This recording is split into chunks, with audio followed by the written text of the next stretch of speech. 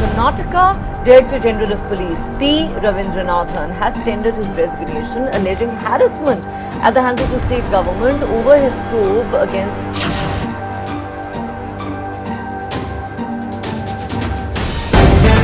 The live TV, सच सबसे आगे। दोस्तों, कर्नाटक से इस वक्त की बड़ी खबर निकलकर सामने आ रही है, जहां पर डीजीपी रैंक के एक आईपीएस अधिकारी पी रविंद्रनाथ ने आखिरकार तंग आकर इस्तीफा दे दिया है। इस्तीफा देते वक्त उन्होंने आरोप लगाया है कि लगातार उनका उत्पीड़न किया जा रहा था, उन्हें परेशान किया जा रहा था, जिसके चलते उन्हें इतना मजबूर कर दिया गया कि उन्हें इस्तीफा देना पड़ा है। और इसका खुलासा उन्होंने खुद किया है। उन्होंने साफ तौर पर यह आरोप लगाया है कि अधिकारियों के माध्यम से लगातार उन्हें परेशान किया जा रहा था, कुछ ऐसे काम कराए जा रहे थे जिस पर वो राजी नहीं थे, और आखिरकार उन्होंने मुनासिब समझा कि वो इस्तीफा दे दें। नमस्कार, मैं हूं प्रज्वल गौतम और आप देख रहे हैं द लाइव टीवी।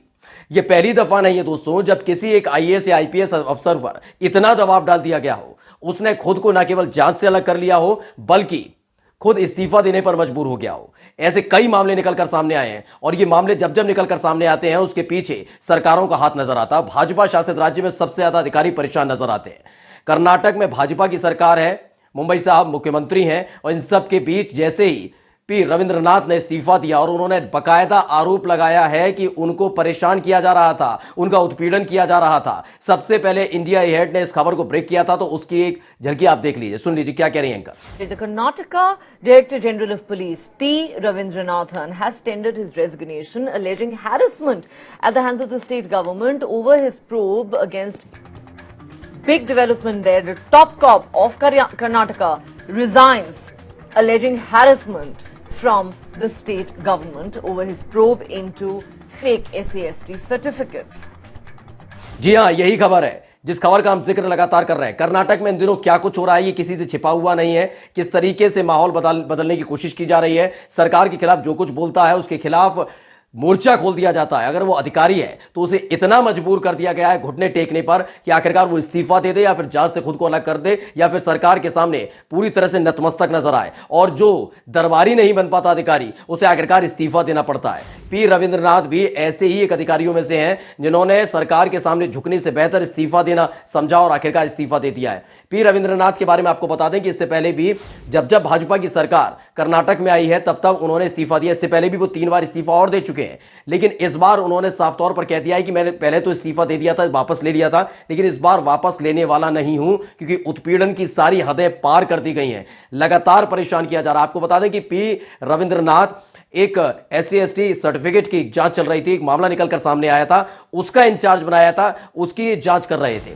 आरोप है पी रविंद्रनाथ का कि लगातार उस जांच को प्रभावित करने की कोशिश की जा रही थी। वो अपने तरीके से जांच कर रहे थे, एक एक पहलू, एक एक तथ्य को जांच खंगाल रहे थे, लेकिन कुछ लोग ऐसे थे, नाम का खुलासा उन्होंने नहीं किया अभी दोस्तों, ना अधिकारियों का और ना ही ऐसे लोगों का जो अधिकारियों के माध्यम से उन पर दबाव बना रहे हैं, लेकिन उनका कहना है कि जो SC/ST सर्टिफिकेट का फर्जीवाड़ा हुआ था उसकी वो जांच कर रहे थे, उसका प्रभार उन पर सौंपा गया था, जांच उन पर सौंपी गई थी, लेकिन कुछ लोग चाहते थे कि जांच उनके तरीके से की जाए, वो जो जांच में बताते हैं उसका निष्कर्ष उन्हीं के तरीके से निकाला जाए। लेकिन पी रविंद्रनाथ ने इसके लिए मना कर दिया था, और उसके बाद लगातार उनका उत्पीड़न भी किया जा रहा था, और यही एक वजह है जिसके चलते उन्होंने आखिरकार इस्तीफा दे दिया। पी रविंद्रनाथ इससे पहले आपको बता दें कि 2008, 2014 और 2020 3 बार और इस्तीफा दे चुके हैं, और हर बार उनका यही कहना है कि उन्हें परेशान किया जाता है। आप ताज्जुब हो जाएंगे, आप हैरान रह जाएंगे कि जब जब पी रविंद्रनाथ ने इस्तीफा दिया है तब तब कर्नाटक में भाजपा की सरकार रही है।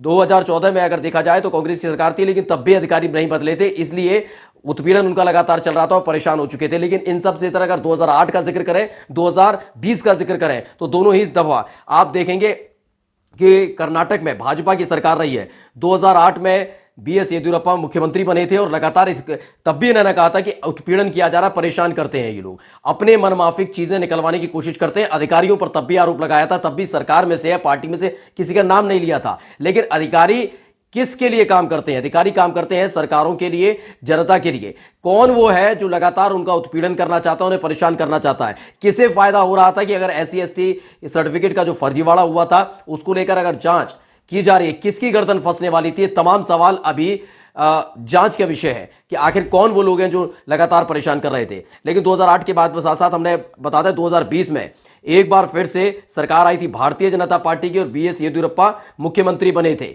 और बीएस येदियुरप्पा जब मुख्यमंत्री बने थे और उसके बाद एक बार फिर से आरोप लगाया गया इनकी तरफ से कि भाई मुझे परेशान किया जा रहा, उस समय भी इस्तीफा दे दिया था, लेकिन चूंकि किरकिरी हो रही थी, फजियत हो रही थी सरकार की, तो उस वक्त इनको रोक लिया गया था। लेकिन इस बार इन्होंने यानी पी रविंद्रनाथ ने साफ कर दिया है, मैं किसी भी कीमत पर रुकने वाला नहीं हूं, मैं इस बार अपने पद को छोड़ चुका हूं, इस्तीफा दे चुका हूं, नौकरी नहीं करना चाहता, क्योंकि उत्पीड़न की एक सीमा होती है जिसे पार कर दिया गया है। दोस्तों इसके साथ ही आपको बताया कि पहली दफा नहीं है किसी आईपीएस या आईएएस ने इस्तीफा दिया हो। आपको याद होगा कि जम्मू कश्मीर में जो कुछ चल रहा था, जिस तरीके से 2019 में धारा 370 और 35 से हटाई गई थी और उसके बाद एक लंबा अंतराल देखने को मिला था कि वहां पर नेट की आजादी थी, घरों से निकलने नहीं दिया जा रहा था बहुत सारे लोगों को, ये तमाम चीजें हो रही थी और मानवाधिकार का मुद्दा भी उठाया गया था। ये मुद्दा कई बार उठा था। वो बात अलग है कि संसद के अंदर खड़े होकर गृहमंत्री अमित शाह ने हर बार कहा कि ऐसा कोई मुद्दा नहीं। अमित शाह जी हर बार ये विश्वास दिलाते रहे कि जम्मू कश्मीर में सब कुछ ठीक ठाक है, लेकिन जो जम्मू कश्मीर को जानता है, जो कश्मीर के बारे में हकीकत जानता है, वहां के एक आईएएस अधिकारी ने फजियत करा दी थी। दरअसल उन्होंने साफ तौर पर यह कहते हुए इस्तीफा दे दिया था कि सब कुछ ठीक ठाक नहीं है, कि 3 साल पहले इस्तीफा देने वाले शाह फैसल फिर आईएएस सेवा में उन्होंने इस्तीफा दे दिया था, 2022 में वापस आए। उससे पहले उन्होंने कहा भी था कि जिस तरह के हालात जम्मू कश्मीर के अंदर बन रहे हैं, लगता नहीं है कि एक आईएएस के तौर पर मुझे ज्यादा आगे तक काम कर पाऊंगा। आपको बता दें कि जम्मू कश्मीर के अंदर एक मुस्लिम कैंडिडेट जो टॉपर रहा वो शाह फैसल है, उन्होंने साफ तौर पर आईएएस सेवा से इस्तीफा दे दिया, तो दूर हो गए थे। उन्होंने कह दिया था कि ऐसे काम नहीं चल पाएगा दबाव बनाकर, तब भी जमकर फजियत हुई थी। ये किस तरीके से काम कराना चाहती हैं सरकारें, कौन से वो काम होते हैं जिन्हें अधिकारी करने के लिए तैयार नहीं होते, और जो अधिकारी करने के लिए तैयार होते हैं उनकी पदोन्नति यानी कि लगातार उनका प्रमोशन होता जाता है। क्योंकि अगर पी रविंद्रनाथ का केस उठाकर देखेंगे तो इससे पहले जो उन्होंने इस्तीफा दिया था, वो इस्तीफे में बात निकलकर सामने आई थी कि सरकार, क्योंकि पी रविंद्रनाथ वैसे काम नहीं कर पा रहे हैं जैसे सरकार कहना चाहती है, और ऐसे में जो उनके जूनियर हैं उनको लगातार प्रमोट किया जा रहा था, जिनका रिटायरमेंट बेहद करीब था। 3 दिन पहले रिटायरमेंट है, उससे पहले ही उनको डीजीपी बना दिया गया है। तमाम चीजें कर्नाटक में लगातार की जा रही हैं, यानी नीचे दिखाने का काम लगातार आईपीएस अधिकारी को किया जा रहा था, जिसके बाद वो नाराज इस कदर हुए हैं कि उन्होंने इस्तीफा दे दिया। ये काम आप उत्तर प्रदेश में जाकर देख लीजिए, हरियाणा के आईएएस आईपीएस अधिकारियों से पूछ लीजिए, उत्तराखंड में भी यही हालात नजर आते हैं। तमाम जगह जितने भी भाजपा की सरकारें हैं वहां पर आईएएस और आईपीएस इस कदर परेशान हो चुके हैं दोस्तों कि वो इस्तीफा देना बेहतर समझते हैं, क्योंकि जो बिल्कुल सरकार के कहने पर चलने के लिए तैयार होते हैं, वो कहते हैं कि सरकार ने हां कह दिया तो हां, ना कह दिया तो ना, यानी गलत फैसले में भी सरकार के साथ खड़े हैं तो उनका प्रमोशन हो रहा है। लगातार ये चीजें निकलकर सामने आ रही हैं, लगातार आईएएस और आईपीएस की व्यथाएं निकलकर सामने आ रही है। 2014 के बाद से अगर 2022 का आंकड़ा उठाकर देखेंगे तो कई आईएएस आईपीएस अधिकारी हैं जो अपने आप को या तो जांच से अलग कर चुके हैं या फिर उन्होंने अपने पद से इस्तीफा दे दिया। वजह निकलकर केवल यही, कुछ लोग बोल इसलिए नहीं पाए क्योंकि सरकार जब भी इस्तीफा देते हैं तो उसका पेंशन की जरूरत होती है और भी तमाम चीजें होती हैं, इसलिए शायद कोई खुलकर नहीं बोलता है, यानी फिर अधिकारी के तौर पर उन्होंने देश की सेवा की होती है, इसलिए कोई आगे बोल नहीं पाता। लेकिन जब बातें और चीजें निकलकर सामने आती है तो निकलकर आती है कि सरकार इस कदर परेशान कर रही थी उनको,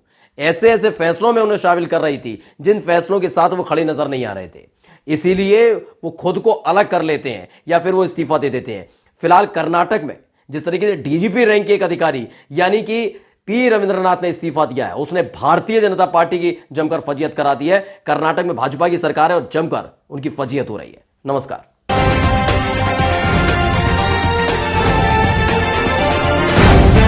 द लाइव टीवी, सच सबसे आगे।